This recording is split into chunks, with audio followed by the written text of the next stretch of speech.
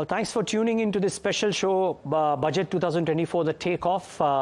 In all our conversations from Monday, we're talking about this week as arguably being the most important week for risk assets because it's the week of Fed speak and it's the week of budget, and in India in particular, while the question mark remains about whether this is a vote on account, if the 2019 experience is anything to go by, this may be a lot more than that.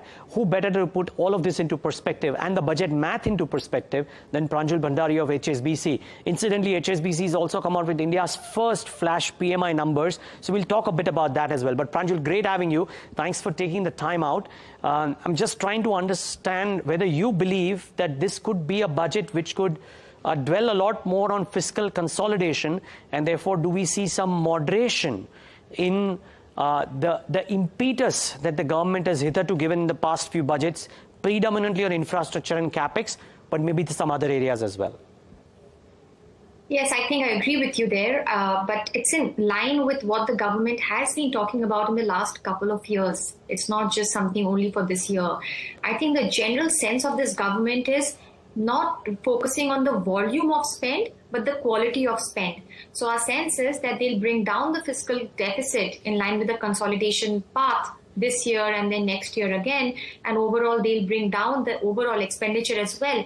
But within that overall expenditure pie, they'll improve the quality of spend, moving away from current expenditure more towards capital expenditure. I think that has been a theme of this government, and it will continue to be so.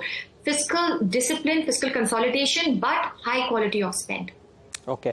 Pranjul, when the last budget came out, I remember you were amongst the first ones to talk about this quality of spend, about the fact that the government has not doled out freebies, but instead spent money where it still benefits the rural household, but results in capex. So my question is, will we see moderation of any key capital expenditure, nation building related themes, or do you think both can happen parallelly? Because I was trying to think of avenues for revenues, and tax revenues being there, yes, but disinvestment revenues have largely been absent in this fiscal. So how does it augur for FY24?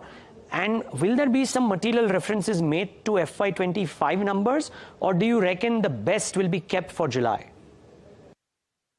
Well, look, my sense is that whatever budget we get on the 1st of February is largely the budget for the year. You know, I don't really foresee too many changes when we see another budget in June, July.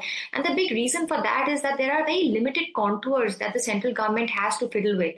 It has to bring down its fiscal deficit from 5.9% in FY24 to 4.5% by FY26. This is the middle year, so it will bring it down to perhaps 5.3% of GDP. So when you're bringing down the fiscal deficit, you don't have space to do too much extra spending here or there. My general sense is that in FY24, capex spend was 3% of GDP. In FY25 also, it will stay about 3.3% of GDP. So unchanged capital thrust. In rupee terms, there could be some increase. So from 9 trillion to 10 trillion rupees, between FY24 and FY25, which is about a 10.5% year-on-year increase. So this is still a very good number at a time, when fiscal deficit is coming down, even though it's not as good as the last few years we've been seeing, closer to 30% year-on-year growth in capex. So I would say they'll maintain capex thrust, but they can't accelerate it at a time of fiscal consolidation. But I just want to take a step back here. Actually, the real story of FY24 wasn't central government doing capex. The real story was state governments doing capex. And a lot of people miss that out. State governments which were literally not spending, in the pandemic and the 1 or 2 years after pandemic, suddenly started spending in FY24. And capex spend rose 45% year on year. Very strong numbers. And I think that has been a huge source of growth, particularly construction jobs, particularly rural demand over the last 12 months. So we should always think of capex as center plus state combined. And if you combine the two, my sense is we are at our best in terms of growth rate right now. Next year, the growth may not be as high, but in terms of percent of GDP, the thrust will be maintained. Got it. And absolute numbers also might look okay. Okay, Pranjul, maybe I thrust a few things that were top of my mind at you at the start. Let's try and understand what is it that you are watching out for the most when it comes to Feb 1st. Well, a lot of things, as in, of course, the fiscal consolidation path Still, there are pockets who say that there will be some slippage because this is a pre-election year. That is not our base case, but again, we'll have to watch out for that. That how well the government sticks to its 5.9 for FY24, and next year does it really bring it down to 5.3, or does it go with slightly higher fiscal deficit like 5.5? So I think one would be this. The second, which I think the bond markets will be really focused on, is the amount of borrowing that the central government will do. See, if you're going to bring down the fiscal deficit, then your borrowing also, should come off. And if it comes off in a meaningful way, then I think that will be very positive for the bond market. So my sense is bond market is thinking about a 15.2 trillion borrowing in FY25. If it's any number which is lower than 15.2 trillion, and there are some ways that can happen, if RBI and the government do switches, then I think that will be extremely positive for the bond market. I think that's something we want to hear about. And the third is capex. The BE, the budget estimate for FY24 was 10 trillion. We think they'll end the year slightly lower at 9 trillion. What is the BE going to be for, FY25? So, I'll look out for these three. But again, I think we have to also look at state governments, and I'm sure we can talk about it later. We have to look at what RBI will do, after the budget is over. Yeah, so I'll come to the RBI in a moment, as you said. But since you've dwelled upon the state government part a couple of times already, I'm just trying to understand, in terms of numbers, you laid out the broad-based numbers, but is this something that came as a bit of a surprise to you as well? Because as you said, post-COVID, there's a bit of a pause. And does this, in some sense, Pranjul, give a bit of a leeway to the central government in its budget? Because hitherto, the hope was that, okay, post the central government doing the capex, private capex hopefully will pick up its mantle. While that didn't happen, if the state government capex is very high, in some sense, does that come at a bit of a helping hand to the central government when it makes the budgetary allocations? Absolutely. As in, if you look at only the central government, then increasing capex by about 20-25% year on year in FY24 was meaningful, but maybe it would not have been meaningful enough if you think about the backdrop. The backdrop was an El Nino year. The rains were not good. Rural crop production wasn't very good. Rural incomes were not very good. And I think the fact that the state government zoomed in with such huge capex spending provided all of this construction activity around the country that many rural Indians who were not able to make much money out of like sowing activity actually just took off for the construction sector. And you can track this data. The Aadhaar enabled payment system, AEPS, tracks rural remittances from urban India to rural India. And that has soared, quite meaningfully from September onwards. So there has been some helping hand to rural incomes on the back of, this capex, which is, an ideal thing for a pre-election year. So this has been a good backdrop. And I think that is one of the things which has not put so much of pressure on the central government to do some rural SOP, to do some rural scheme. True, we will find some small scheme announced on 1st of February. But my sense is that it's not like, a government that is dealing with rural distress in a big way. Yeah. Okay, so two questions that I have. I'm trying to think which one should I ask first. Okay, let me ask this rural question first, because the last time that we spoke, you mentioned that at the margin, in some parameters, you had started to see some positivity in the rural income / rural spend, as the case may be. And it was not all bad at the rural end, the way the market was perceiving. I believe this was a conversation that we had sometime in November, Pranjul, if I'm not wrong, or maybe early December. I would love to understand from you this belief that some quarters have that the government will have to or will go ahead and do some spends on the rural side. They shied away from it the last budget. Do they really need to, or do you believe that rural by itself is showing a bit of a cyclical pickup? Well, it's a toss-up, like on perspective of what will the central government announce. It could be anything, but my sense is the pressure is not immense to announce a very big package. And I think, look, I'm not for even a moment saying that rural incomes are doing extremely well. They are not strong because it is a El Nino year, right? But it could have been even worse given how much kharif production was down. And it has not been that bad because there have been remittances out of the construction sector into rural bank accounts. And rural Indians have a little more cash in their bank accounts right now than anyone would have imagined, or they had about, about say 6 months ago. So I think things have been slightly better for rural Indians on the back of construction. Also, I think I mentioned this earlier. Generally speaking, financial cycles, bank lending cycles, construction cycles go hand in hand. They can be about 3-year or 4-year kind of cycles. And I think we are in an upcycle there. There is construction activity, there is bank demand, a supply of mortgages, people are taking loans.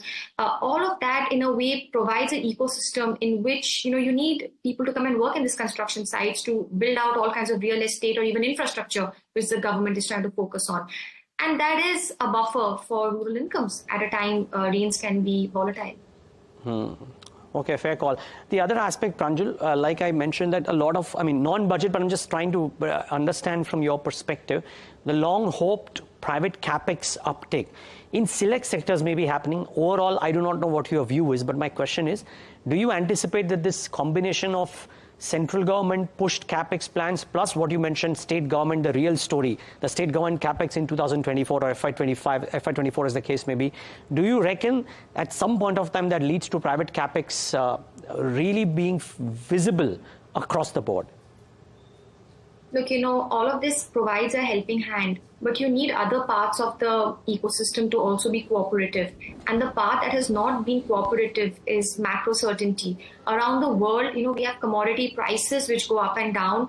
We are still not sure when central governments, when central banks of different advanced economies will really start cutting rates. We have a very sort of not a clear handle on where global growth will go. These are not times in which private capex really takes off anywhere in the country, and we have to keep that backdrop at the back of our minds. It's great that the government is doing capex. We need all of this infrastructure built out, but that doesn't automatically mean private capex will come in. Although I must say, I do believe that if the macro environment does stabilize in the next couple of months, then we have a good chance for private capex to take off. But then there's just so many uncertainties out there, right? Like Red Sea issue, so many elections. So I think we'll have to be patient until it really takes off.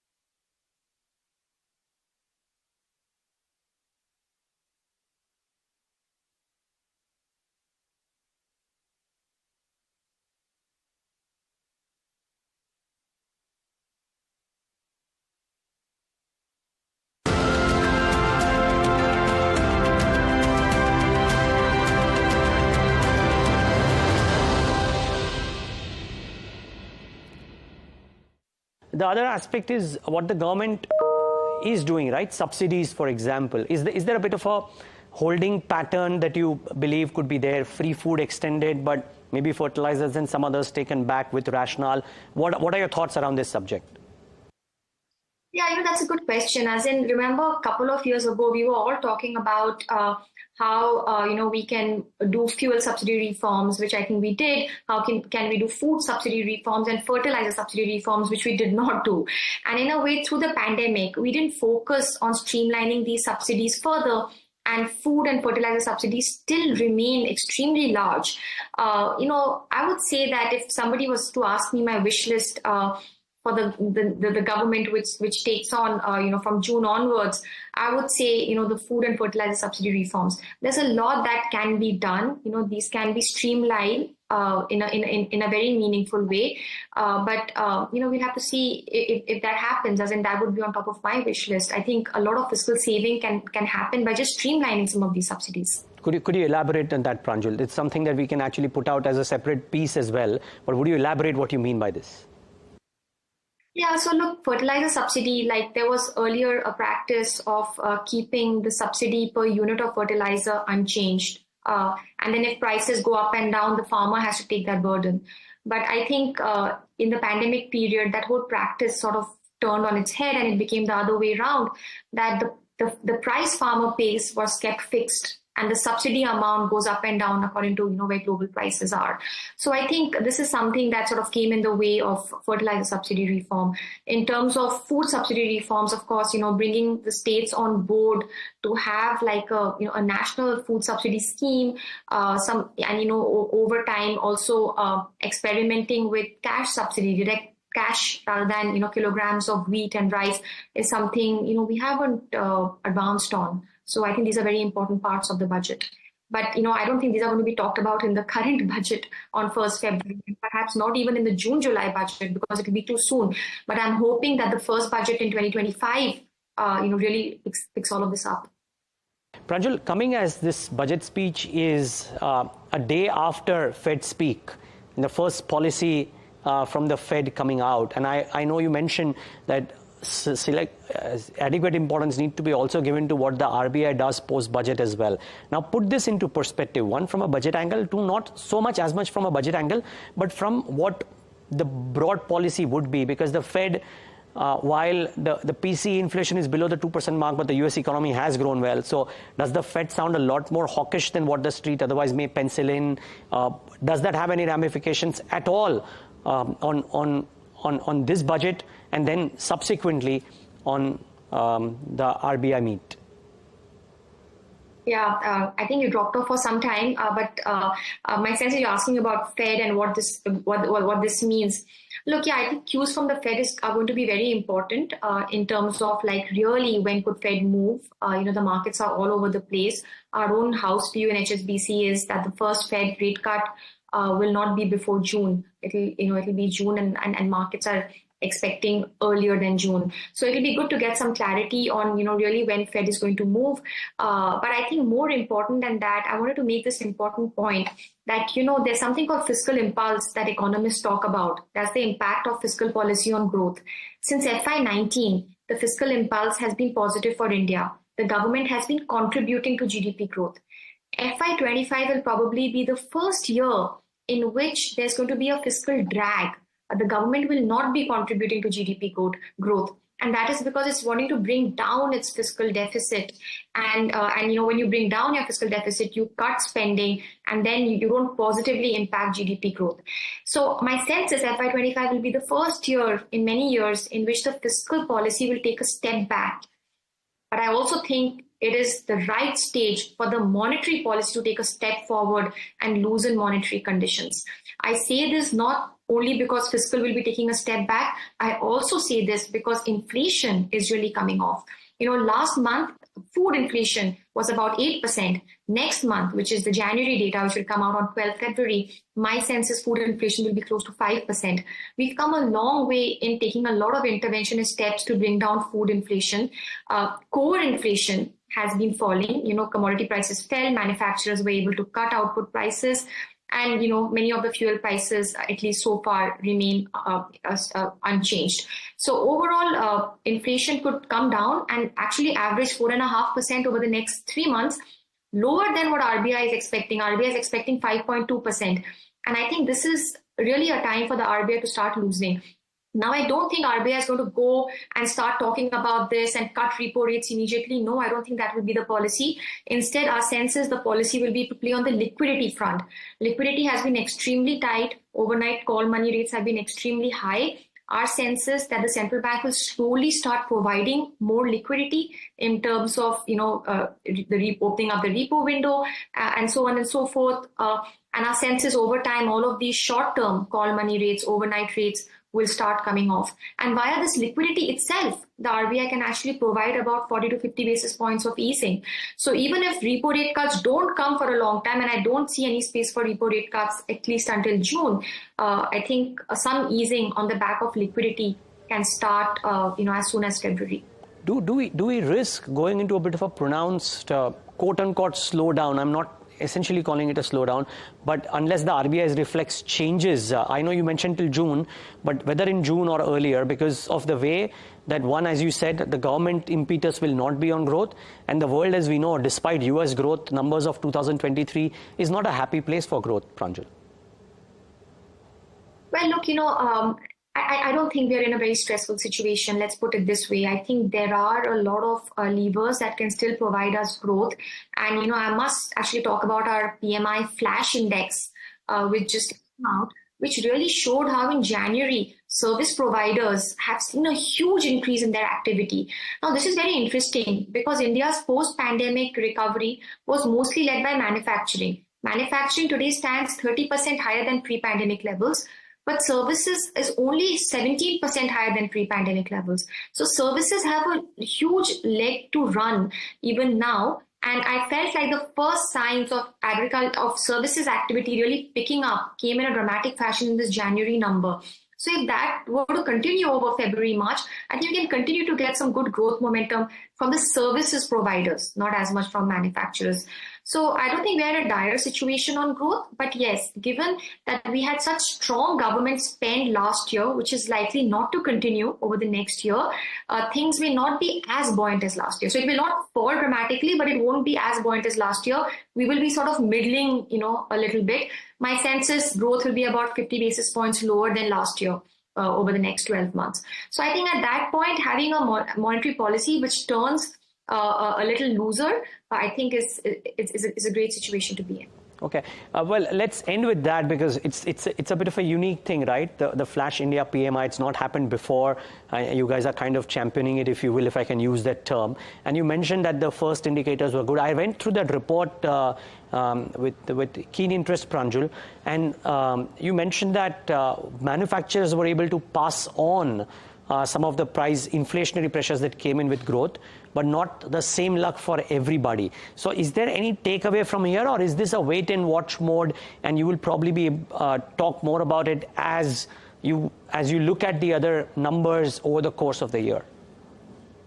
See, what's exciting about the PMI Flash is that you get to know how the economy did in, say, January, even before January is over. Because by 24th of January, we take out the results, we ask 800 manufacturers come service providers to give their assessment of the month by the middle of the month.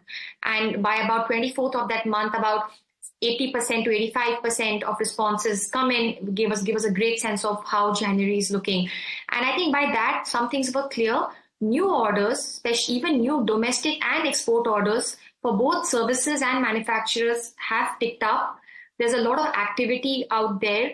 Future expectations are also buoyant. In terms of prices, our sense is that input prices are rising for service providers because there's so much of demand. Labor is working overtime, so they have to give overtime wages. Right now, they are not passing it on to the consumers, so consumer prices are not rising. They're taking the hit on their margins. So profit margins are going down a little bit. But profit margins were elevated. So if it comes down a little bit, it just about goes back to long-term average. So we are not too worried about their profitability, but we are excited about the fact that, services could drive growth for the next couple of months. Okay, Pranjul, we'll leave it at that. Thanks so much for taking the time out and being with us. Really appreciate your time. Good to be here. Thank you for having me. Yeah, the pleasure is ours, and viewers, thanks for tuning in.